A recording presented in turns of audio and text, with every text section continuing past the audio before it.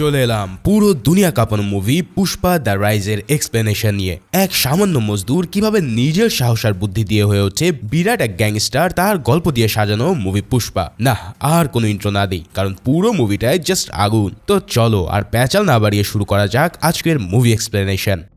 লাল চন্দন পৃথিবীর অন্যতম দুর্লভ প্রজাতির এই উদ্ভিদ শুধুমাত্র পৃথিবীর এক জায়গাতেই পাওয়া যায়, যেটা হলো ভারতের অন্ধ্রপ্রদেশ রাজ্যের শীষাচেলাম বন। অত্যন্ত দুর্লভ এই চন্দন কাঠের ডিমান্ড পৃথিবীর বিভিন্ন দেশে এতটাই বেশি যে সুদূর জাপানে পর্যন্ত চড়া মূল্যে এই কাঠ কিনে নেওয়া হয়, যা দিয়ে তারা অত্যন্ত মূল্যবান এক বাদ্যযন্ত্র বানায়। এর পাশাপাশি এই কাছের ওষুধি কিংবা সৌন্দর্য বর্ধনের গুণাগুণ থাকায় সমগ্র পৃথিবীতে অন্যতম মূল্যবান একটি কাঠ এই চন্দন কাঠ। চন্দন বিলুপ্ত প্রায় প্রজাতি হওয়ার কারণে সরকারিভাবে ভারতে এই গাছ কাটা পুরোপুরি নিষেধ। কিন্তু এত আইন কানুন করেও কি আর মানুষকে থামানো যায়? যেখানেই আইন আছে সেখানে স্মাগলিংও থাকবে। তাই পুলিশের চোখ ফাঁকি দিয়ে এই মূল্যবান চন্দন কাঠ পাচারের জন্য গড়ে ওঠে এক বিরাট সিন্ডিকেট। 1990 দশকের এক অন্ধকারচ্ছন্ন রাতে ঘন জঙ্গলের ভিতর দিয়ে চন্দন কাঠের অনেকগুলো ট্রাক নিয়ে যাচ্ছিল এই সিন্ডিকেট কাঁপিয়ে দেওয়া একজন গ্যাংস্টার, যে হলো আমাদের হিরো পুষ্পা। পথের মধ্যে ট্রাক নিয়ে যাওয়ার সময় পুলিশ তাকে আটকে ফেললে সে গাড়ি থামাতে বাধ্য হয়। কিন্তু গাড়ি থামানোর পরেই সে সিগমা স্টাইলে পুলিশকে বলে,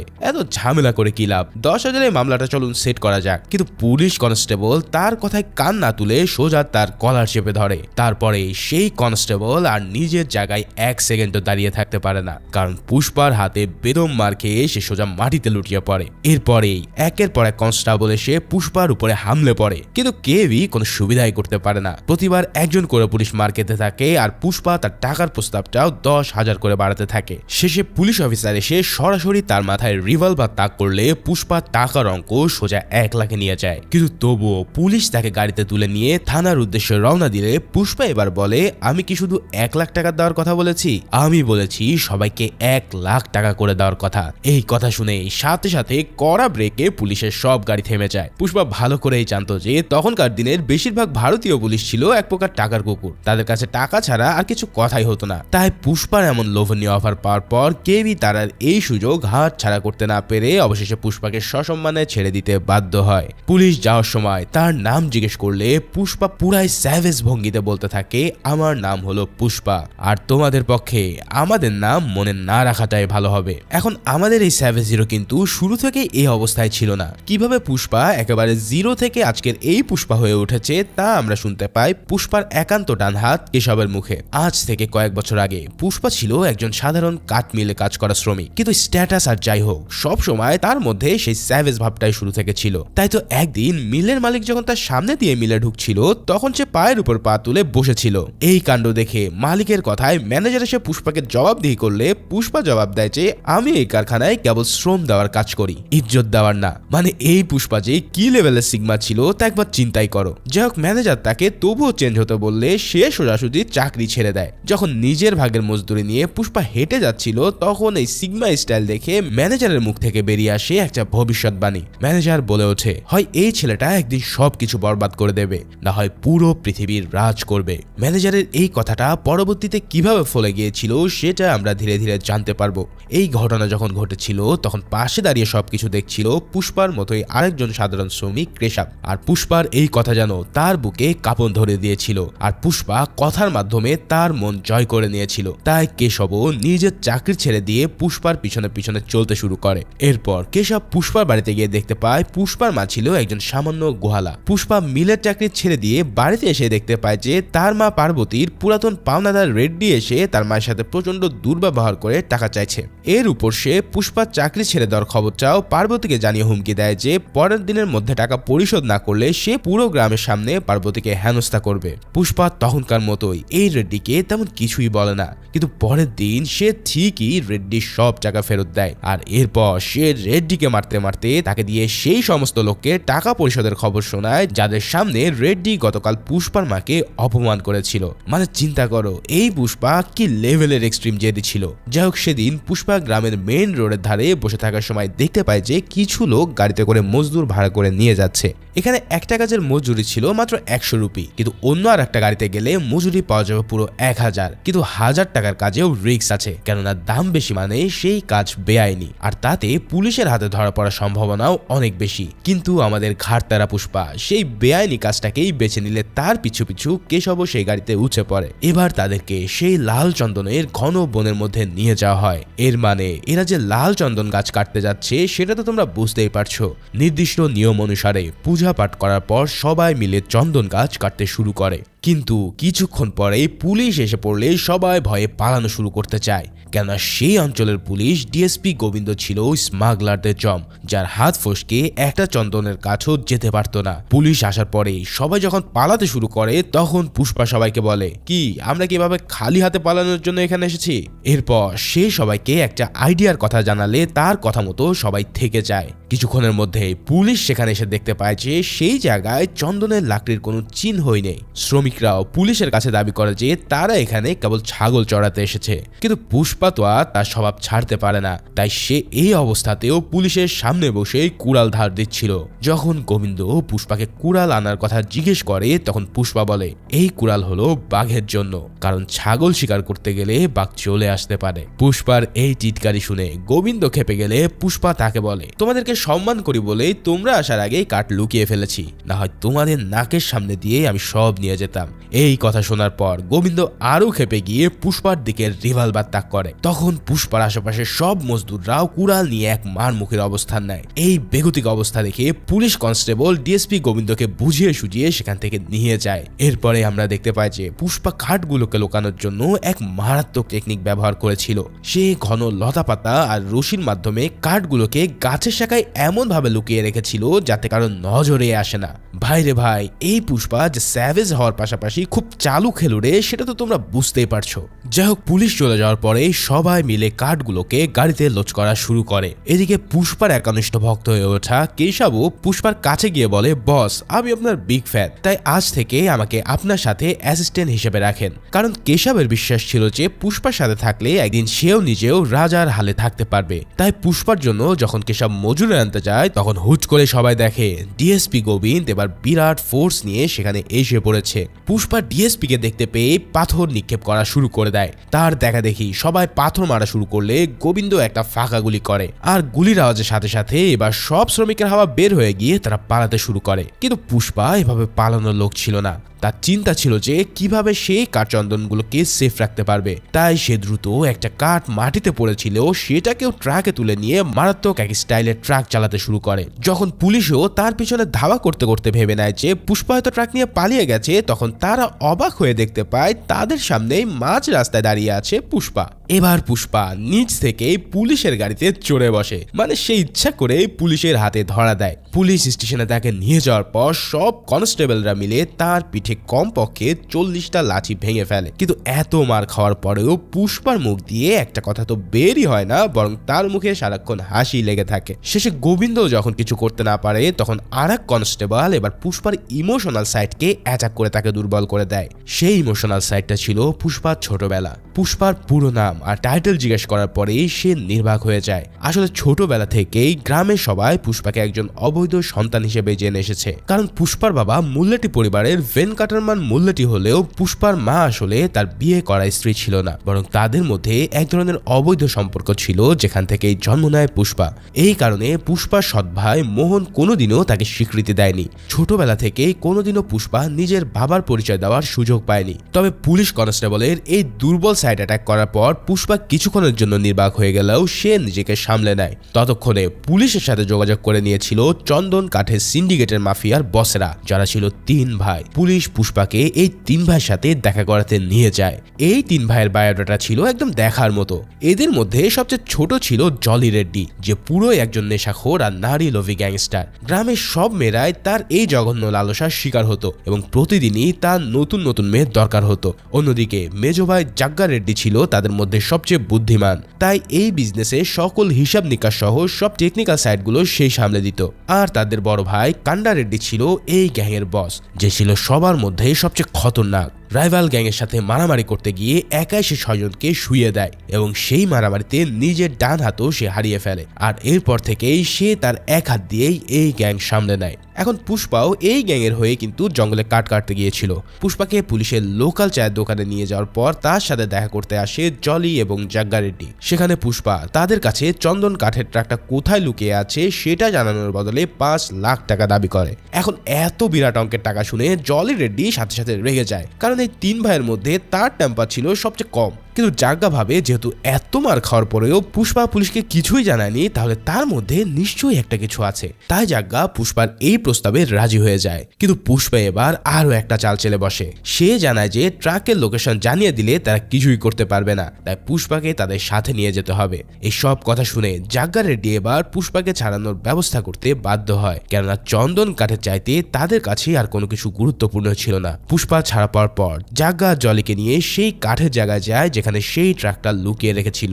জাগ্গা আর জলি সেখানে গিয়ে দেখতে পায় যে পুরো জায়গাটা তো একেবারেই খালি, তাহলে ট্রাক কোথায়? এবার পুষ্পা যখন হেসে কুয়োর দিকে তাকায়, সেদিকে দেখে সবার চোখ একদম ছানা বড়া হয়ে যায়। পুষ্পা আসলে কাঠ সহ আস্ত লরিটাকেই সেই কুয়ার মধ্যে ফেলে দিয়েছিল, কারণ সে ভালো করে জানতো যে কোটি টাকা চন্দনের কাঠের কাছে এই লরি তেমন কিছুই না। তাই জলি আর জাগ্গাও তাদের কাঠ ফিরে পেয়ে পুষ্পাকে তার পাওনা 5 লাখ টাকা ফিরিয়ে দেয়। তবে তারা ফিরে যাওয়ার সময় পুষ্পা যখন তাদের গাড়িতে উঠতে যায়, ঠিক তখনই জলি তাকে একটা মজদুর বলে গালি দেয় এবং সেই সাথে সাথে সে এও বলে যে তোর অকাত হচ্ছে অটোরিকশায় ওঠার, এই নে টাকা আর যা কোনো একটা অটোরিকশা ধরে নিয়ে আয়। জলি রেড্ডির কাছ থেকে এমন অপমানিত হয়ে পুষ্পার মাথা যেন পুরোই ঘুরতে থাকে। পুষ্পা তখন কেশবকে বলে, আমি কিচ্ছু জানি না, এই মুহূর্তে ঠিক ওই গাড়ির মতোই একটা লাল গাড়ি আমার লাগবে। এই বলে সে ওই 5 লাখ টাকা দিয়ে দেয় একটা গাড়ি কেনার জন্য। ফাইনালি গাড়ি কিনে নিয়ে আসার পর পুষ্পা সেই গাড়ি নিয়ে প্রথমে তার মাকে সারপ্রাইজ দেয়। এরপর থেকেই শুরু হয় পুষ্পার জীবনে সবচেয়ে বড় পালাবদল। এদিকে কান্ডা রেড্ডি এত টাকা চন্দন কাঠ বাঁচিয়ে দেওয়ার কারণে অন্যান্য গুরুত্বপূর্ণ লোকদের সাথে রেড্ডির আস্তানায় পুষ্পারও ডাক পড়ে। পুষ্পা এতটাই স্যাভেজ ছিল যে কান্ডা রেড্ডি আস্তানায় গিয়েও সে কান্ডা রেড্ডি আসা পর্যন্তই দাঁড়িয়ে থাকে, কারণ কান্ডা রেড্ডি আসলে তাকে সম্মান দেখিয়ে আবার বসা থেকে উঠতে হতো। যাই হোক, কান্ডা রেড্ডি এসেই তার 2 জন লোককে ভীষণ মারধর শুরু করে দেয়, যারা চন্দন কাঠ পাচার করতে গিয়ে পুরো ট্রাকটিকে নিয়ে পুলিশের চেকপোস্টে ধরা খেয়ে এসেছে। আর তাতে করে কান্ডা রেড্ডিরও 2 টন কাঠ পুরোই লস হয়ে গেছে। লোকগুলো যখন বলে যে চেকপোস্ট পার করে চন্দন কাঠ নিয়ে যাওয়া খুবই কঠিন কাজ, তখন পুষ্পা বলে ওঠে, নাচতে না জানলে উঠান তো বাঁকা হবেই। তার কাছে এমন এক আইডিয়া আছে যেটার মাধ্যমে পুলিশ কোনোদিনই কাঠের ছাল পর্যন্ত খুঁজে পাবে না। এই কথা শোনার পর উপস্থিত সবাই কেমন যেন হেসে ওঠে। তবে কান্ডা রেড্ডি পুষ্পাকে বলে যে যদি পুষ্পার আইডিয়া তার পছন্দ হয় তাহলে সে পুষ্পাকে কাজে রেখে দেবে, আর না হলে পুষ্পার উপরে যাওয়ার টিকিট সে নিশ্চিত করে দেবে। এরপর পুষ্পা এমন এক আইডিয়া দেয় যেটা শুনে স্বয়ং কান্ডা রেড্ডিও অবাক না হয়ে পারে না। এরপর থেকে প্রতিবার ট্রাকের উপরে কাঠ রেখে তার উপরে স্টিলের পার্টিশন দেওয়া হতো।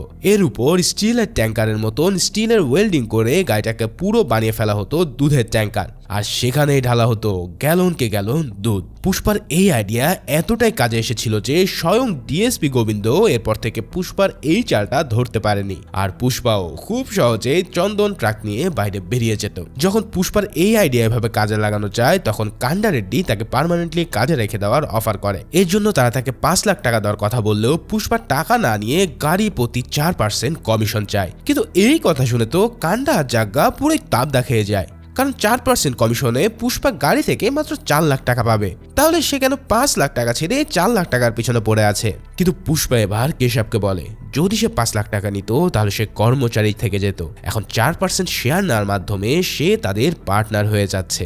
এই কথা শুনে তারা বুঝে যায় যে পুষ্পা আসলে একটা মাস্টার স্ট্রোক ছিল। ছোট পরিসরে এভাবে পার্টনার হওয়ার পর পুষ্পার সামনে যে আরো বড় শেয়ার অপেক্ষা করছে তা তো তোমরা বুঝতেই পারছো। পুষ্পার এই আইডিয়া মারাত্মকভাবে কাজে লাগার পর সে প্রতিদিন ঠিক একইভাবে একের পর এক চন্দন কাঠের চালান চেকপোস্ট দিয়ে পার করতে থাকে। তবে এর জন্য তাকে প্রতিদিন উপরের ট্যাঙ্কারে দুধ ভরার জন্য গোয়ালাদের কাছে যেতে হতো। আর সেখানেই এক মেয়েকে রেখে পুষ্পা পুরোই ফিদা হয়ে যায়, যার নাম ছিল শ্রীভাল্লি। এই শ্রীভাল্লির বাবা কিন্তু ট্রাক ড্রাইভার হিসেবে পুষ্পার সাথেই কান্ডা রেড্ডির গ্যাংয়ে কাজ করত। পুষ্পা শ্রীভাল্লির উপরে ক্র্যাশ খাওয়ার পর নানাভাবে তার অ্যাটেনশন পাওয়ার চেষ্টা করে, কিন্তু প্রতিবারই পুষ্পা পুরোপুরি ফেল মারে। তবে পুষ্পাও কি আর এত সহজে ছেড়ে দেওয়া লোক? তাই সে শ্রীভাল্লিকে ইমপ্রেস করার চেষ্টা চালিয়ে যেতে থাকে। তবে এখন কিন্তু পুষ্পা নিজে আর চন্দন কাঠের ট্রাক সরাসরি পার করায় না, কারণ পুলিশ এখন দুধের ট্রাক দেখলেই ছেড়ে দেয়। আর সেই ট্রাকগুলোর একটা ট্রাকের ড্রাইভার ছিল শ্রীভাল্লির বাবা। কিন্তু একদিন অবশেষে পুষ্পার এই জালিজুরি খতম হয়ে যায়। পুলিশের চেকপোস্ট দিয়ে গাড়ি পার করানোর সময় ডিএসপি গোবিন্দ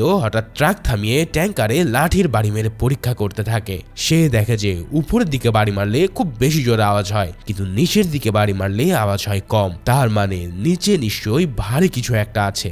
ব্যাস, আর দেখে কে সাথে সাথে সেই গাড়ির দুজন ড্রাইভার ধরা পড়ার ভয়ে দৌড়ে পালিয়ে যায়, যাদের মধ্যে একজন ছিল শ্রীভাল্লির বাবা। কিন্তু পুলিশ তাদেরকে ধরার পর তারা কাকুতি মিনতি করে বলে যে তারা তো শুধুমাত্র ড্রাইভার, আর এই পুরো আইডিয়াটা হলো পুষ্পার। তখন গোবিন্দ তাদেরকে বলে, ঠিক আছে আমি তোদেরকে ছেড়ে দেব, কিন্তু এখন থেকে পুষ্পার বদলে আমার জন্য তোদের কাজ করতে হবে। মানে এই গোবিন্দ নিশ্চয়ই পুষ্পার বিরুদ্ধে এক মহা চাল চালতে চলেছে। ওদিকে শ্রীভাল্লিকে এতদিন ধরে ইমপ্রেস করার চেষ্টায় থাকা পুষ্পার কাছে অবশেষে একটা সুযোগ এসেই যায়। শ্রীভাল্লি যখন তার বান্ধবীদের নিয়ে খুব প্রিয় একটা সিনেমা দেখতে যায়, তখন তারা টিকিটের দাম বেশি হওয়ার কারণে টিকিট কিনতে পারছিল না। তখন কেশব গিয়ে তাদেরকে বলে যে সে তাদেরকে 1000 টাকা দেবে, কিন্তু বিনিময়ে শ্রীভাল্লিকে পুষ্পার সাথে দেখা করে তার সাথে হেসে হেসে কথা বলতে হবে। এখন প্রিয় সিনেমা দেখার জন্য শ্রীভাল্লি তার এই প্রস্তাবে রাজি না হয়ে পারে না। ওদিকে লোফার জলি রেড্ডি কিন্তু তার লোকদের নিয়ে নিয়মিত এই সিনেমা হলের দিকে নজর রাখতো, কারণ অনেক সুন্দরী মেয়েরাই সেখানে সিনেমা দেখতে আসতো। ঠিক সেভাবেই তার নজর এবার চলে যায় সরাসরি শ্রীভাল্লির দিকে। এই শ্রীভাল্লিকে দেখে তার লোকরাও তার খোঁজ খবর নিতে শুরু করে। ওদিকে পরের দিন কেশবের দেওয়া টাকার জন্য শ্রীভাল্লি এসে পুষ্পার দিকে তাকিয়ে হাসতে যায়। পুষ্পা যখন দেখতে পায় যে শ্রীভাল্লি তার দিকে তাকিয়ে হাসছে, তখন তো সে পুরো ফ্রিদা হয়ে যায়। কিন্তু একটু পরে পুষ্পা তাকে বলে দেয় যে কেশবই তাকে এই কাজ করার জন্য টাকা দিয়েছে। এই সিনটা পুরো মুভির মধ্যে বেস্ট ফানি সিন ছিল। যাই হোক, পুষ্পা যখন জানতে পারে যে শ্রীভাল্লি টাকার জন্য তার দিকে তাকিয়ে হেসেছে, তখন প্রথমে তো সে কিছুক্ষণ কেশবকে ঝাড়ে, কেননা কেশব একেবারেই তার মান ইজ্জতের ফেলুদা বানিয়ে দিয়েছে। কিন্তু এরপর সে ভাবে যে যখন শ্রীভাল্লি 1000 টাকার জন্য হেসেছে, তখন 5000 টাকা দিলে সে নিশ্চয়ই কিসও দেবে, মানে বসতে পেলে শুতে চাওয়া আর কি। এই কথা মতো সে কেশবকে চুমু দেওয়ার ব্যবস্থা করতে বলে। ওদিকে পরের দিন আমাদের এই কাহিনীতে এন্ট্রি হয় নতুন এক বসের। ডিএসপি গোবিন্দর মুখেই আমরা প্রথম এই লোকটার নাম শুনতে পাই, যে ছিল পুরো সিন্ডিকেটের বস। মঙ্গল সিনু নামের এক বিরাট মাফিয়ায় মূলত চন্দন কাঠকে 15টা চেকপোস্ট পার করিয়ে চেন্নাই পর্যন্ত নিয়ে যায়। অর্থাৎ পুষ্পা তো কেবলমাত্র কান্ডা রেড্ডির গোডাউন পর্যন্তই চালান পাঠায়, কিন্তু এর পরের কাজটা পুরোটাই করে এই সিনু। তাই সিনুই মূলত এই পুরো সিন্ডিকেটের বস। এর সাথে তার বউ দক্ষা এবং শালক মোগলিসও কম যায় না। মঙ্গল সিনু তার সমস্ত চন্দন কাঠ কান্ডা রেড্ডির গোডাউনে রাখতে দিয়েছিল, আর গোবিন্দ সেই 2 ট্রাক ড্রাইভারকে বলে দেয় ওই গোডাউনে পৌঁছানো মাত্রই পুলিশকে ফোন করতে, যাতে করে তারা এই 200 কোটি টাকার মেগা চালান হাতে নাতে ধরতে পারে। ওদিকে সেই গোডাউনে পরের দিন মঙ্গল সিনুর সাথে দেখা হয় পুষ্পার। মঙ্গল সিনু এবং তার শালক কিন্তু জলি রেড্ডির উপরে এই কাঠের গোডাউনের দায়িত্ব দিতে চায়নি, কারণ জলিকে চাইলেই সহজে মেয়ে দিয়ে ফাঁসানো যায়। তাই কান্ডা সাদের সাথে পরিচয় করিয়ে দেয় পুষ্পার, যে তার স্বভাব সুলভ স্যাভেজ ভঙ্গিতে সিনুর সাথে পরিচিত হয়। সিনু পুষ্পাকে দেখে বুঝে যায় যে সে কোনো কাঁচা খেলোয়াড় না। যাই হোক, সিনুর এই চালানের দায়িত্ব বুঝে পাওয়ার পর পরের দিন পুষ্পা সেই মুহূর্তটার জন্য রেডি হয়ে যায়, যার জন্য সে শ্রীভাল্লিকে 5000 টাকা দিয়েছিল। শ্রীভাল্লির বান্ধবীরা তাকে ঠেলে ঠুলে নিয়ে আসলেও শ্রীভাল্লি খুব নার্ভাস বোধ করতে থাকে। পুষ্পার সাথে একই গাড়িতে তাকে তুলে দেওয়ার পরেও তার প্রচুর ইতস্তবোধ হচ্ছিল। শেষ পর্যন্ত আসল কাজটা করার আগেই ভয়ে শ্রীভাল্লি কেঁদে দেয়, কারণ তার নাকি স্বামীকে প্রথম কিস দেওয়ার ইচ্ছা ছিল। এর জন্য অবশেষে তার বান্ধবীরা এসে তাকে সেখান থেকে নিয়ে চলে যায়, আর পুষ্পাও শপথ করে যে সে একদিন এই মেয়েটাকে বিয়ে করেই ছাড়বে। এদিকে এই ঘটনার পর চন্দন কাঠের গোডাউনে ফিরে পুষ্পার সমস্ত কাঠ রাখা আছে দেখে ভীষণ অবাক হয়ে যায়, কারণ আগের দিন রাতেই সব কাঠ মঙ্গল সিনুর কাঠে পাঠিয়ে দেওয়ার কথা ছিল। পুষ্পা যখন জানতে পারে যে জলি রেড্ডি ভিতরে পার্টিতে ব্যস্ত থাকায় সে কাঠ পাঠিয়ে দিতে ঠিকঠাক মতো পারেনি, তখন সবার নিষেধ সত্ত্বেও পুষ্পা তালা ভেঙে ভিতরে ঢোকে। এরপর পুষ্পা ভিতরে এক মহিলাকে দেখতে পেয়ে তাকে বাড়ি পাঠানোর ব্যবস্থা করে, কিন্তু কিছুক্ষণ পর জলি সেখানে সেই মেয়েটাকে দেখতে না পেয়ে পুষ্পার উপরে মারাত্মক খেপে যায়। এদিকে কান্ডা রেড্ডি পুষ্পাকে ফোন করে জানায় যে পুলিশ তাদের গোডাউনের খবর জেনে গেছে। এই কথা শুনে তো পুষ্পার মাথায় পুরোই হাত। এখন 200 কোটি টাকা মূল্যের চন্দনের কাঠ যদি পুলিশের হাতে চলে যায়, তাহলে মঙ্গল সিনু তাদের সবাইকে জবাই করে ছাড়বে। তবে পুষ্পা এই সিচুয়েশনেও কুল থেকে সমস্ত কাঠ লুকিয়ে ফেলার কথা দেয়। ওদিকে জলি রেড্ডি সেই সময়টায় রাগের চোটে পুষ্পাকে লাথি ঘুষি মেরেই যাচ্ছিল। পুষ্পা এবার তাকে ইগনোর মারধর করে সবাইকে সমস্ত কার্ড পাশ দিয়ে বয়ে যাওয়া নদীতে ফেলে দিতে বলে, আর সে কেশবের হাতে কয়েকটা টাকার বান্ডেল দিয়ে তাকে কোথাও যেন পাঠিয়ে দেয়। তারপর পুষ্পা খ্যাপা ষাঁড়ের মতন একের পর এক দড়ি কেটে সব কাঠ নদীতে ফেলতে থাকে। শেষ পর্যন্ত বাকিদের সাহায্যে সমস্ত কাঠ নদীতে ফেলে দেওয়া হয়। ওদিকে কেশবও পুষ্পার কথা মতো কাছের ওয়াটার ড্যামে গিয়ে ড্যামের কর্মীদের ঘুষ দিয়ে ড্যাম বন্ধ করিয়ে দেয়, যাতে সব কাঠ সেখানে গিয়ে আটকে যায়। শেষে একটা কাঠ গোডাউনে থেকে গেলেও সেটাকেও মারাত্মক স্টাইলে পুষ্পা নদীতে ফেলে দেয়। এরপর পরই পুলিশ সেখানে গিয়ে অনেক সার্চ করেও একটা কাঠের টুকরাও পায় না। তাই ডিএসপি গোবিন্দ পুষ্পাকে অ্যারেস্ট করতে না পেরে খালি হাতে ফিরে যায়। এত কাঠ বাঁচানোর পর পুষ্পা তো এবার পুরোই হিরো হয়ে যায়। মঙ্গল সিনুর দেওয়া এক বিশাল পার্টিতে তাকে জামাই আদর করা হয়। সেখানে পুষ্পা হঠাৎ জানতে পারে যে মঙ্গল সিনু তাদেরকে টন প্রতি 25 লাখ টাকা দিলেও চেন্নাইয়ের মুরগান নামের এক ব্যক্তির কাছে সে প্রতি টন 2 কোটি টাকা দিয়ে বিক্রি করে। সিনুর এই ধাপ্পার কথা কান্ডা রেড্ডি জানার পর কান্ডা রেড্ডি পুষ্পাকে বলে যদি পুষ্পা চালানের রেট বাড়াতে পারে তাহলে সে পুষ্পাকে আধা আধি ভাগ দেবে, আর না হয় সে এই ব্যাপারে কিছুই করতে পারবে না। পুষ্পা তখনকার মতোই এই ব্যাপারটা মাথায় রেখে কাউকে কিছুই বলে না। ওদিকে পার্টি চলার সময় পুষ্পার অ্যাসিস্ট্যান্ট কেশব শ্রীভাল্লির বাবা মুনিয়াথামকে দেখতে পেয়ে তার কাছে গিয়ে পুষ্পার গুণগান গায়। পুষ্পা যে মুল্লেটি পরিবারের সন্তান এই কথা শুনে মুনিথারাম পুরোই লাফিয়ে ওঠে। শেষে দুই পক্ষের সম্মতিতে পুষ্পা আর শ্রীভাল্লির মধ্যে কোণে দেখার ব্যবস্থা করা হয়। কিন্তু পুষ্পার মা পার্বতী সেখানে ভয়ে ছিল যে কোথাও মুল্লাটির বড় ছেলে এসে না তাদের ঝামেলা পাকায়। পুষ্পা আর শ্রীভাল্লির মধ্যে বর কোণে দেখা দেখির পর বিয়ে পর্যন্ত ঠিক হয়ে যায় আর বিয়ে পড়ানো শুরু হয়। কিন্তু এরপরেই পার্বতী যেই ভয়টা পাচ্ছিল ঠিক সেটাই সত্য হয়। পুষ্পার সৎ ভাই মোহন এসে বিয়ের আসরের মাঝখানেই তার জন্ম পরিচয় নিয়ে প্রশ্ন তোলে। একের পর এক অপমানের পরেও পুষ্পা কিছুক্ষণ চুপ ছিল, কিন্তু শেষ পর্যন্ত সে আর নিজেকে ধরে রাখতে পারে না। শেষে মোহনের উপরে তীব্র আক্রোশ হামলা করতে গেলে সবাই যখন তাকে আটকাতে যায় তখন সে হুড়োহুড়ির মধ্যে পুষ্পার মা পার্বতী ধাক্কা খেয়ে মাটিতে পড়ে আঘাত পায়। পুষ্পা তখন সব ছেড়ে তার মাকে নিয়ে দ্রুত হসপিটালে দৌড় দেয়, কেননা এই পৃথিবীতে তার মা ছাড়া আর কেউই ছিল না। এই যাত্রায় পুষ্পার মায়ের বড় কোনো ক্ষতি না হলেও মায়ের কান্না আর আফসোস দেখে তার মন ভারী খারাপ হয়ে ওঠে। এরপরে সে সিদ্ধান্ত নেয় যে লাইফে আর কারোর সাথে সে কোনো আপোষ করবে না, হোক সেটা তার সৎ ভাই কিংবা মঙ্গল সিনু। ছোটবেলা থেকে তাকে যা সহ্য করতে হয়েছে, এরপর যে কারোর মনই পাথরের মতন শক্ত হয়ে যাওয়ার কথা। এই পাথরের মন নিয়ে পুষ্পা এবার সোজা চলে যায় বাঘের গুহায়, অর্থাৎ মঙ্গল সিনুর আড্ডায়। মানে পুষ্পা যেন বাঘের গুহায় এসে নিজের চোখে বাঘ শিকার করতে দেখেও সেই বাঘকে আবার থ্রেট দিয়ে যাচ্ছে। পুষ্পা চলে যাওয়ার পর মোগলিস আর সিনু মিলে ভাবতে থাকে যে পুষ্পার মুখ থেকে বের হওয়া কথার সাথে সাথেই তাকে কেটে ফেলা উচিত ছিল। তবে তাদেরকে আরো অবাক করে দিয়ে পুষ্পা স্যাভেজ স্টাইলে ফিরে এসে সেখান থেকে সরাসরি মুরগানকে ফোন দিয়ে বসে। ঠিক এই সিনটা হয়তো তোমরা অনেকেই রিলসে দেখেছো। এখন মুখের উপর এত অপমান দেখে সিনুর আদেশে তার লোকরা সরাসরি পুষ্পার উপরে হামলে পড়ে, কিন্তু পুষ্পা তাদের প্রত্যেককেই একের পর এক মার দিয়ে থোবরা এপার ওপার করে দেয়। তারপরে পুষ্পা বলে যায় তার সেই ফেমাস ডায়লগ, পুষ্পা শুনে ফুল মনে করো না, কারণ আমি ফ্লাওয়ার না বরং ফায়ার। মঙ্গল সিনুকে এভাবে ট্যাকেল করে আসার পর পুষ্পা এবার সরাসরি চেন্নাইয়ের মুরগানের সাথে দেখা করতে চলে যায়। সেখানে গিয়ে যখন সে মুরগানের লোককে কাঠের একটা স্যাম্পল দেখায় তখন মুরগান নিজেই তাড়াতাড়ি নিচে এসে পুষ্পার সাথে কথা বলে, কেননা পুষ্পা যে কাঠগুলো নিয়ে এসেছিল এমন কোয়ালিটির কাঠ স্বর্ণের চেয়েও দামি ছিল।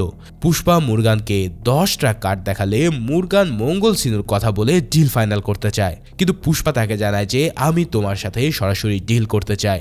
মুরগান প্রথমে সিনুকে বাইপাস করতে না চাইলেও পুষ্পা নিজেকে কান্ডা রেড্ডির পার্টনারের পরিচয় দেওয়ার পর সে তরতর করে রাজি হয়ে যায়। এরপরে পুষ্পা যখন কান্ডা রেড্ডিকে ফোন করে মুরগানের সাথে ডিল করার কথা বলে তখন প্রথমে কান্ডা রেড্ডির চোখ তো কপালে উঠে যায়, কারণ পুষ্পা যে এভাবে সিনুকে সাইড করে দেবে সেটা সে জীবনেও ভাবতে পারেনি। কিন্তু পুষ্পার কাছ থেকে টন প্রতি 1.5 কোটি টাকার কথা শুনে কান্ডা রেড্ডি লাফিয়ে রাজি হয়ে যায়। এদিকে এর কয়েকদিন পর কারা সেই গোডাউনের লোকেশন পুলিশকে দিয়েছিল সেটা ফাঁস হয়ে যায়।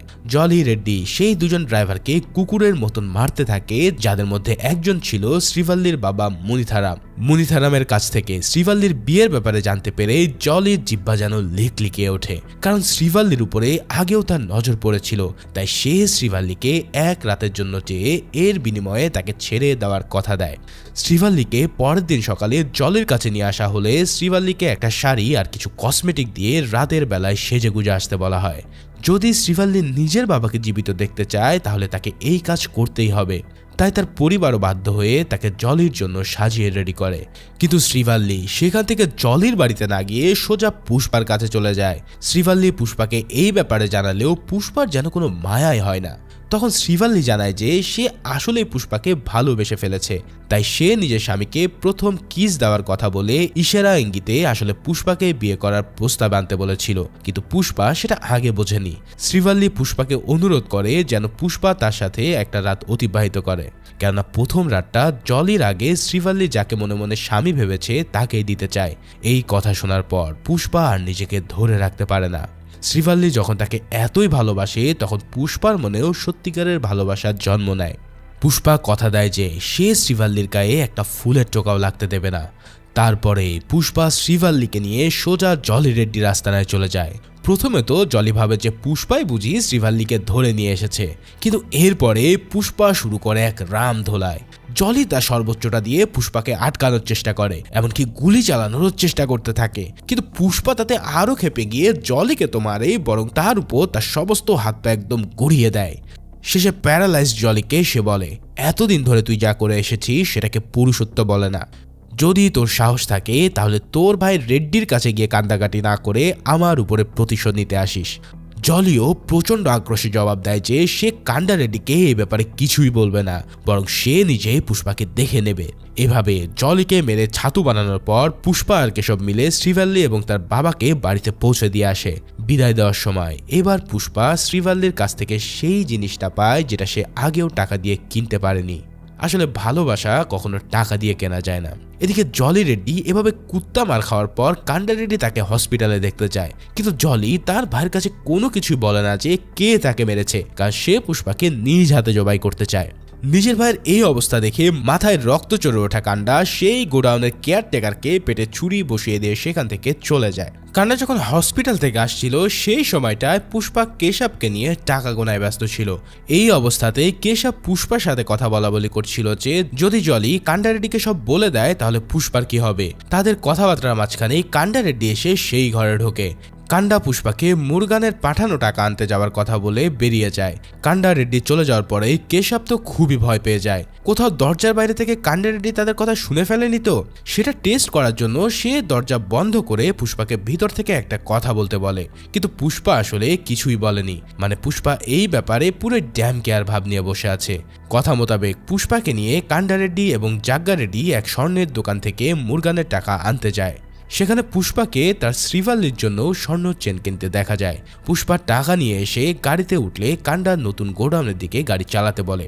ওদিকে কেশব তার ঘরে বসে হঠাৎ এক কাজের মেয়ে থেকে জানতে পারে যে ওদিন তাদের বলা সমস্ত কথাই সেই মেয়ে এবং কান্ডা রেড্ডি মিলে একসাথে শুনে নিয়েছিল। এই কথা শোনার পরে তো কেশবের আত্মারাম খাঁচা ছাড়ার মতন হয়ে যায়। তৎক্ষণাৎ কেশব দৌড়ে গিয়ে পুষ্পার প্যাজার ডিভাইসে একটা মেসেজ পাঠিয়ে দেয়। পুষ্পা সবসময় তার ফোনের বদলে একটা প্যাজার ডিভাইস রাখত, কিন্তু পুষ্পা ওই মেসেজ দেখার সাথে সাথেই কান্ডার লোকেরা তার মাথায় কাপড় পরিয়ে তাকে বেঁধে ফেলে। এরপর পুষ্পাকে গাড়ি থেকে নামিয়ে রেড্ডির লোক তখন বেদম পেটানো শুরু করে। তার জন্য পাশে একটা কবরও খুঁড়ে রাখা হয়। কান্ডা রেড্ডি পুষ্পাকে বলে, তোকে আমরা খাইয়ে পরিয়ে পার্টনার বানালাম আর তুই কিনা আমার ভাইয়ের পিছন থেকে মারলি। পুষ্পা তখন বলে, আমি জানি তুমি শুধুমাত্র 50% পার্টনারশিপ না দেওয়ার জন্য আমাকে সরিয়ে দিচ্ছ, কারণ তোমার ভাইয়ের ব্যাপার যদি এটা হতো তাহলে তুমি আমাকে ঘরের মধ্যেই উপরে পাঠাতে। মৃত্যুর এত কাছাকাছি এসেও পুষ্পা প্রাণ খুলে হাসতে থাকে। যখন কান্ডা রেড্ডি পুষ্পার দিকে গুলি চালাতে যাবে, কিন্তু সেই সময় তাকেই কে যেন এক গুলি করে বসে। দেখা যায় মঙ্গল সিনুর শ্যালক মোগলিস তার সব দলবল নিয়ে চলে এসেছে। সেই যে কান্ডা রেড্ডির গ্যাং পুষ্পার সাথে মিলে মঙ্গল সিনুকে বাইপাস করে মুরগানের কাছে বিক্রি চালান করেছিল, সেই প্রতিশোধ তারা নিতে এসেছে। এবার খেলা পুরোপুরি ঘুরে যায়। কান্ডা রেড্ডি গুলি খাওয়ার পর জাগ্গা এবং রেড্ডি গ্যাংয়ের বাকিরা পুষ্পাকে ছেড়ে হামলে পড়ে সিনু গ্যাংয়ের উপর। দুই দলের মধ্যে শুরু হয় প্রচন্ড গোলাগুলি আর মারামারি। এই সুযোগে মাথায় কাপড় বাঁধা অবস্থাতেই পুষ্পা কাপড়ের নিচ দিয়ে যা দেখতে পাচ্ছিল তাতেই সে কয়েকজনকে মেরে কাবু করে দেয়। সিনু গ্যাংয়ের এক দল জাগ্গাকে মারধর করে টাকা বাগিয়ে নেয় এবং বাকিরা লেগে পড়ে পুষ্পার পিছনে। পুষ্পা দৌড়াতে দৌড়াতে সবাইকে নিজের পিছন দিয়ে জঙ্গলের ভিতরে নিয়ে যায়। এরপরে ঘুরে দাঁড়িয়ে সে এমন স্টাইলে ফাইট শুরু করে যেটার জন্য দা ছুরি হাতেও তারা কেউই পেরে ওঠে না। ভাইরে ভাই, পুষ্পা যেভাবে চোখ বেঁধে ফাইটিং করছিল তা ছিল সত্যি দেখার মতো। যাই হোক, অবশেষে পুষ্পা মাটির উপরে স্লাইড করে চোখে বাঁধা কাপড়টা খুলে ফেলতে সক্ষম হয়। এরপর এক লোক তার উপরে গুলি চালাতে গেলে পুষ্পা তাকে মেরে হাতের বাঁধন অবস্থায় পিস্তলটা নিজের করে নেয়। তারপরে পিছনে থাকা এক লোকের দিকে পিস্তল তাক করিয়ে তার হাতের বাঁধন খুলে দিতে বলে। লোকটা বাঁধন খুলে দিতে গেলে আর এক লোক পুষ্পার সামনে রামদা নিয়ে ছুটে আসতে থাকে। শেষ পর্যন্ত বাঁধন খোলা হয়ে গেলে লোকটা রামদা বসানোর 1 সেকেন্ড আগে পুষ্পা তাকে গুলি করে মারতে সক্ষম হয়। এভাবেই সিনুর একদল লোক মিলেও পুষ্পার টিকিটিও ছিটতে পারে না। এই অবস্থায় কেশব বাইক নিয়ে আসার পরেও পুষ্পা কিন্তু চলে যায় না। রেড্ডি গ্যাং তাকে মারার তালে থাকলেও সে এবার জাগ্গা রেড্ডিকেই বাঁচাতে চলে যায়। মোগলিস ততক্ষণে জাগ্গার সব লোককে কাবু করে দিয়ে তাকে মারার জন্য রেডি হয়েছিল। মঙ্গল সিনু তাকে ফোন করে পুষ্পার কথা জিজ্ঞেস করলে সে বলে পুষ্পাকে তো সে আগেই টপকে দিয়েছে, কিন্তু এরপর পুষ্পা যে তাকেই টপকানোর জন্য আসছিল সেটা সে ঘুণাক্ষরেও টের পায়নি। এরপর পুষ্পা আসার পর মোগলিসের দলের সাথেও তার এক তুমুল ফাইটিং হয়, কিন্তু এতগুলো লোক মিলেও পুষ্পার কিছুই করতে পারে না, বরং কুকুরের মতন মার খেয়ে পড়ে থাকে। শেষে পুষ্পার উপর অ্যাটাক করতে গিয়ে মোগলিসও বেদম মার খেয়ে পুষ্পার হাতেই জিম্মি হয়ে যায়। কিন্তু জিম্মি হওয়ার পরে সে পুষ্পাকে বলে যে যদি পুষ্পা তাকে কিছু করে তাহলে সিনু পুষ্পাকে ছেড়ে দেবে না। জাগ্গা রেড্ডিও সিনুর সাথে ঝামেলা না বাড়ানোর জন্য পুষ্পাকে বলে মোগলিসকে ছেড়ে দিতে। ঠিক সেই মুহূর্তেই সিনুও মোগলিসের ফোনে ফোন করলে পুষ্পা যখন ফোনটা রিসিভ করে তখন সিনুর বুক ধক করে ওঠে। সে মোগলিসকে ছেড়ে দেওয়ার বিনিময়ে পুষ্পাকে পার্টনার বানিয়ে তার ইচ্ছা মতন শেয়ার দেওয়ার অফার দেয়। কিন্তু সিনু যেভাবে নাগেশ নামের ওই লোকটাকে মেরেছিল পুষ্পা ঠিক সেভাবেই বলে যে আমি তো ওকে 5 মিনিট আগে মেরে ফেলেছি, এখন জীবন যেহেতু চলে গেছে তাহলে সেটা আর কিভাবে ফেরত আসবে। কিন্তু তোমরা তো বুঝতেই পারছো যে মোগলিস তখনও বেঁচে ছিল। এবার পুষ্পা সিনুকে শুয়ে মোগলিসকে সোজা গুলি করে উপরে পাঠিয়ে দেয়। পুষ্পার এই মারাত্মক সিগমা স্টাইল দেখে জাগ্গা রেডি পর্যন্ত হা করে চেয়ে থাকে। এরপর পুষ্পা স্যাভেজ ভঙ্গিতে সিনুকে বলে আমি এখানে কারোর সাথে নাটক করতে আসিনি, বরং রাজ করতে এসেছি। ওপার থেকে মঙ্গল সিনু নির্বাক হয়ে ফোন ধরে থাকা ছাড়া আর কিছুই করতে পারে না। অবশেষে লড়াই থেমে যাওয়ার পর মোগলিস আর কান্ডা রেড্ডির মৃতদেহ নিয়ে যাওয়া হয় আর পুষ্পা ফিরে যায় তার আস্তানায়। কান্ডা রেড্ডির সৎকারের আয়োজন করা হলেও মঙ্গল সিনুও সেখানে অ্যাটেন্ড করতে আসে। তাকে দেখে জাগ্গা প্রচন্ড রেগে যায়, কিন্তু তাদেরকে থামিয়ে দেয় লোকাল এমএলএ ভূমি। এই এমএলএ কিন্তু চন্দন কাঠের সিন্ডিকেটের প্রোটেকশন দিয়ে তাদের কাছ থেকে কমিশন নিত। এমএলএ সবাইকে নিয়ে মিটিংয়ে বসার পর মঙ্গল সিনু তাকে নিজের শ্যালকের বডি দিয়ে দিতে বলে। তখন এমএলএ সিন্ডিকেটের এই ঝামেলার কারণ জিজ্ঞেস করলে পুষ্পা এমএলএর সামনে 1 বান্ডিল টাকা ঢেলে দেয়। যখন পুষ্পা সবাইকে জানায় যে 1 টন লাল চন্দন সে 1.5 কোটি টাকায় বিক্রি করেছে, তখন সবাই বুঝতে পারে সিনু এতদিন ধরে তাদেরকে ধোকা দিয়ে এসেছিল। কিন্তু সিনু সেটাকে পাত্তা না দিয়ে তার শ্যালক মোগলিসকে মারার জন্য পুষ্পার উপরে চার্জ করতে যায়। এমএলএ এবারও তাকে থামিয়ে বলে যে হয়তো তুইও আমার মতো 5 মিনিট পর ফোন করেছিলি, নাহলে তো এই অ্যাক্সিডেন্ট হতো না। কিন্তু আসল সত্যটা সিনু জানা সত্ত্বেও সে কিছুই করতে পারে না। এর উপর সবাইকে ধোকা দিয়ে নিজের পকেট এতদিন ভারী করার কারণে সবাই তার দিকে আঙ্গুল তুলতে থাকে। তার উপরে পুষ্পা বলে যে এই চন্দন কাঠ কেনার জন্য শুধু চেন্নাই নয়, বরং মুম্বাই, কলকাতা এবং দিল্লি সহ অনেক জায়গাতেই লোক বসে আছে যাদের কাছে 3 কোটিতেও এই কাঠ বেচা সম্ভব। তার উপর নিজের 20 কোটির কমিশনের কথা শুনে এমএলএর চোখ পুরো চকচক করে ওঠে। তাই সিনু গ্যাংয়ের ঘোরতর আপত্তি সত্ত্বেও এমএলএ পুষ্পার হাতেই এই সিন্ডিকেটের সব দায়িত্ব তুলে দেয়। অর্থাৎ মঙ্গল সিনু এখন মামুলি একজন গ্যাংস্টার ছাড়া আর কিছুই না, আর তার সব পাওয়ার এখন পুষ্পার হাতেই চলে এসেছে। জাগ্গা রেড্ডিও পুষ্পার হাতে দায়িত্ব দেওয়াটাকে সাপোর্ট করে। পুষ্পাকে সিন্ডিকেটের ম্যানেজার বানিয়ে দেওয়ার পর এমএলএ পুষ্পার শপথ অনুষ্ঠান আয়োজন করতে বলে। যাওয়ার সময় সিনু তার শ্যালকের বডি চাইলে সে জানতে পারে যে এতক্ষণ সে যে বক্সের উপরে বসেছিল সেটা আসলে তার শ্যালকের কফিন। এভাবে সিনুকে সিন্ডিকেট থেকে কাজ কলা দেখিয়ে বের করে দেওয়া হয়। আর ওদিকে পুষ্পা এখন সামান্য মজদুর থেকে সরাসরি সিন্ডিকেটের রাজা। অর্থাৎ মুভির শুরুতে বলা সেই মিল ম্যানেজারের কথাই অবশেষে সত্যি হয়েছে। নির্দিষ্ট দিনে পুষ্পাকে কালী মন্দিরে শপথ পরিয়ে ফুলের মালা দিয়ে বরণ করে নেওয়া হয়। আর সিন্ডিকেটের দায়িত্ব হাতে পাওয়ার পরে পুষ্পার বিয়েও ঠিক হয়ে যায়। যদিও তার সৎ ভাইরা তখনও এই বিয়েটা মেনে নিতে পারেনি, কিন্তু পুষ্পা তো আর এখন এসব কিছু কেয়ারই করে না। অন্যদিকে মঙ্গল সিনুর জীবনে এখন পুরো শনি দশা চলছে। সিনুর জাদ্রেল বউ দাক্ষা নিজের ভাইয়ের মৃত্যুর জন্য সিনুর উপরে রেগে গিয়ে তার গলাতে ছুরি ঢুকিয়ে দেয়। রক্তাক্ত অবস্থায় সিনুর লোকেরা তাকে হাসপাতালে নিয়ে আসে। এভাবে পুষ্পার জীবনে পৌষ মাস চলতে থাকলেও খেলা কিন্তু এখনো শেষ হয়নি। তিরুপতি নামের সেই অঞ্চলে ডিএসপি গোবিন্দ তার চাকরি থেকে ইস্তফা দিয়ে দিয়েছিল, কেননা তার জন্যই রেড্ডি গ্যাংয়ের হাতে তার ইনফরমার মারা গিয়েছিল। কিন্তু এবার সে অঞ্চলে আসে আর এক মারদাঙ্গা পুলিশ অফিসার, যার নাম ভাওয়ার শেখাওয়াত। এই শেখাওয়াত ছিল মহা দ্রুত এক ব্যক্তি। শেখাওয়াত এতটাই মারাত্মক ছিল যে থিরোপাতিতে আসার পরে সে পুষ্পার 12 জন লোককে অ্যারেস্ট করে নেয়। এরপর শুধুমাত্র গাড়িতে কমফোর্ট হয়ে বসার জন্য সে 2 জন লোককে হুদায় মেরে ফেলে। এখন শেখাওয়াত এভাবে উপস্থিতি জানানোর পর পুষ্পা বুঝতে পারে যে নতুন এসপিকে তার খুশি করতে হবে, তাই সে নিজের লোকদের সাথে টাকা ভর্তি একটা ব্যাগ নিয়ে চলে যায় ওই পুলিশ স্টেশনে। সেখানে গিয়ে পুষ্পা কমিশন হিসেবে ব্যাগটা শেখাওয়াতের টেবিলের উপর রেখে নিজের স্বভাবতই পায়ের উপরে পা তুলে বসে। তারপর সে শেখাওয়াতকে নিয়ে কিছুটা মজাও করে। শেখাওয়াতও প্রথমে কিছু না বলেই সবার সামনে টাকা গুনতে শুরু করে। তবে টাকা গোনার সময় সে হঠাৎ বলে ওঠে এখানে তো টাকা কম আছে। তখন সাথে সাথে পুষ্পার লোকেরা টাকা গুনতে বসে। এই ফাঁকে শেখাওয়াত হঠাৎ পুষ্পার জন্ম পরিচয় আর বংশ নিয়ে কথা শুরু করে। আসলে পুষ্পাকে অপমানিত করাই ছিল তার মূল উদ্দেশ্য, কারণ সে পুষ্পার ব্যাপারে আগে থেকেই খবর নিয়ে এসেছে। শেখাওয়াত বলে ওঠে তার গায়ে যে পুলিশের ড্রেস আছে সেটা একটা ব্র্যান্ড, আর সেই ব্র্যান্ডের জন্য সবাই তার কথায় নাচে। কিন্তু পুষ্পার এমন কোনো ব্র্যান্ড নেই, তাই সবাই তাকে জঙ্গলি হিসেবেই চেনে। সেদিন শ্রীভাল্লির সাথে পুষ্পার বিয়ে হওয়ার কথা ছিল, কিন্তু তার আগে পুষ্পার হাতে হাত করা লাগিয়ে শেখাওয়াত বলতে শুরু করে এখন যদি আমি তোকে অ্যারেস্ট করে নিই তাহলে বিয়ে কে করবে, আর বিয়ের পর বউকে সময় কে দেবে। এমন মারাত্মক অপমানের পরেও কিন্তু পুষ্পা তখনও নিশ্চুপ হয়ে বসেছিল। কিন্তু রাগের চোটে এবার তার হাতের মুঠি শক্ত হয়ে আসে, আর শেখাওয়াতও সেটা দেখতে পেয়ে পুষ্পা সেই মুঠিতেই পিস্তল তাক করে মুঠিটা খুলতে বলে। কিন্তু পুষ্পা কোনো মতে সেই মুঠি খোলে না। ওদিকে পুষ্পার লোকেরা বারবার টাকা গুনতে গুনতেও বুঝতে পারে না যে আসলে সেখানে কত টাকা কম আছে। এতক্ষণে এবার পুষ্পা ধীরে ধীরে বলে ওঠে স্যার আপনার কত টাকা লাগবে, আমি সেটার ব্যবস্থা করব। এবার শেখাওয়াত বলে ওঠে এই তো এতক্ষণ এই স্যার শব্দটারই কমতি ছিল।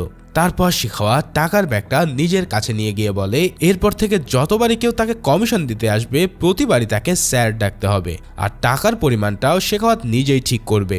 পুষ্পা কিন্তু এই মারাত্মক অপমানগুলো নীরবে হজম করে নেয়। এই ঘটনার পর থেকে নিজের বিয়ের আগ দিন পর্যন্ত পুষ্পা শেখাওয়াতকে কিছুই বলেনি। কিন্তু পুষ্পা তো আর এই অপমান ভুলে যাওয়ার লোক নয়। ঠিকই সে নিজের মনে পুষে রাখা সমস্ত আক্রোশ দেখায় তার বিয়ের একদম আগ মুহূর্তে। পুষ্পার যখন বিয়ের লগ্ন উপস্থিত তখন সেই সময়টায় পুষ্পা বিয়ের অনুষ্ঠানে না থেকে চলে যায় শেখাওয়াতের কাছে। পুষ্পা শেখাওয়াতের কাছে ছোটখাটো পার্টি করার নাম দিয়ে প্রচুর মদ নিয়ে গিয়েছিল। দুজনেই মদ খেতে খেতে পুষ্পা হঠাৎ সেদিনের অপমানের কথা স্মরণ করতে থাকে। শেখাওয়াত প্রথমে ভেবে পায় না যে পুষ্পা কেন এতদিনের আগের জিনিস নিয়েই পড়ে আছে, কিন্তু পুষ্পা কোনোদিনও কাউকে ছাড় দেয় না। এবার সে শেখাওয়াতকে বলে যে শেখাওয়াতের রিভলভারে একটা গুলি বেশি আছে, কেননা সেই দিন রিভলভারের একটা গুলি পুষ্পার হাতের মুঠিতে থাকার কথা ছিল, কারণ শেখাওয়াত পুষ্পার মুঠিতে ওই রিভলভার তাক করে রেখেছিল। এবার পুষ্পা তার কাছ থেকে গুলি নিয়ে নিজেই নিজের হাতে গুলি করে দেয়। এরপর রক্তমাখা হাত তুলে পুষ্পা বলে এতদিন সে কেবল তার মায়ের জন্য চুপ ছিল যাতে তার বিয়েটা ঠিকঠাক সম্পূর্ণ হয়, কিন্তু পুষ্পা কখনো অপমান ভোলে না। পুষ্পার এই হাতে যে রক্ত সেটাই তার ব্র্যান্ড। পুষ্পা এরপর শেখাওয়াতকে তার জামা প্যান্ট খুলতে বাধ্য করে। এরপর পুষ্পাও নিজেও একই কাজ করে বলে যে আমরা এখন দুজন একই অবস্থায় আছি। কিন্তু মজার ব্যাপার কি জানো, এই অবস্থাতেও আমাকে সবাই পুষ্পা ভাই বলে চিনবে, কিন্তু তোকে এই অবস্থায় তো নিজের কুকুরও চিনতে পারবে না। আর এটাই হলো আমার ব্র্যান্ড, যেখানে আমি নিজের দমেই এত দূর এসেছি, কোনো উর্দি কিংবা ব্যাজের পাওয়ারে আসিনি। এভাবে পুষ্পা হাড়ে হাড়ে অপমানের শোধ তুলে নিয়ে সেখান থেকে চলে যায়। এত বড় অপমানিত হওয়ার পর শেখাওয়াত পুষ্পাকে গুলি করতে গিয়েও সে থমকে যায়। ভাইরে ভাই, এই পুরো সিনটাই জাস্ট মারাত্মক ছিল। এরপর পুষ্পা আন্ডারওয়্যার পরা অবস্থাতেই সোজা চলে যায় নিজের বিয়ের আসরে। মানে এই লোকটার বোল্ডনেসের কথা একবার চিন্তা করো। ওদিকে পুষ্পার বলা সে কথাই ঠিক হয়, কারণ শেখাওয়াতকে অর্ধ উলঙ্গ অবস্থায় দেখতে পেয়ে তার পোষা কুকুরই তাকে চিনতে পারে না। এই কাণ্ড দেখে শেখাওয়াত আর সহ্য করতে না পেরে তার সেই কুকুরটাকেই মেরে ফেলতে বাধ্য হয়। এরপর তার কাছে আসা সমস্ত কমিশনের টাকাতে সে আগুন জ্বালিয়ে পাগলের মতন হাসতে থাকে, কারণ তার সাথে যা ঘটে গেছে সেটা সব টাকা পয়সার ঊর্ধ্বে। তার মানে তো তোমরা বুঝতেই পারছো শেখাওয়াতের মনে যে আগুনটা পুষ্পা জ্বালিয়ে দিয়েছে সেটা এত সহজে আর নিভবে না। ওদিকে পুষ্পাও নিজের বিয়ের আসরে এই অবস্থায় যাওয়ার পর তার গায়ে কোনো মতো কাপড় জড়িয়ে শ্রীভাল্লির সাথে তার বিয়ে সম্পূর্ণ হয়। পুষ্পা নিজেও বুঝতে পারছে যে শেখাওয়াতের সাথে সে যে কাণ্ড ঘটিয়ে এসেছে সেটা এই যুদ্ধের কেবল শুরু। এখন এই যুদ্ধটা কোথায় গিয়ে ঠেকবে সেটা সে নিজেও জানে না। এছাড়াও জলি রেড্ডির সাথে তারও তো একটা হিসাব নিকেশ বাকি আছে। আর ঠিক এই সিনের মধ্যে দিয়েই এই মারাত্মক অ্যাকশন মুভিটা এখানেই শেষ হয়ে যায়। তবে মুভির একদম শেষ সিন আমরা দেখতে পাই যে এখানেই মুভির শেষ নয়, কারণ পরবর্তী পার্টের নামটা মুভির শেষে আমাদেরকে দেখানো হয়। পুষ্পা দ্য রুল নামে সেই আপকামিং মুভি আগামী মাসেই রিলিজ হতে চলেছে। আর সেখানে হয়তো দেখা যাবে পুষ্পার স্টার্ট করা যুদ্ধের ফাইনাল ক্লাইম্যাক্স। বরাবরের মতন ঠিক সেই মুভির এক্সপ্লেনেশন নিয়েও আমি হাজির হয়ে যাব এই চ্যানেলে। সেই পর্যন্ত সবাই ভালো ও সুস্থ থাকো। আল্লাহ হাফেজ।